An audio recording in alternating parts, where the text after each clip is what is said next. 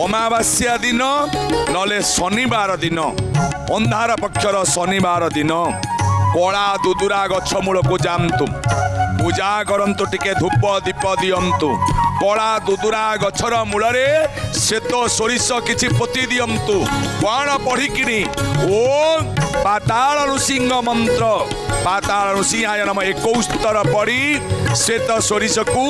कला दुदुरा मूल गछर मूल पोती दियंतु एवं निजर दुख कथा जणंतु जदि घरे काहाकू गुणी बाधा होता मंत्र बाधा होता जदि भावुचंती मो घर को किए औषधीय प्रयोग करिछि किए घर को तंत्रक्त करिछि किए गुणी गारेडी करिछि जदि भावुचंती नेगेटिव भावना जदि आसुछि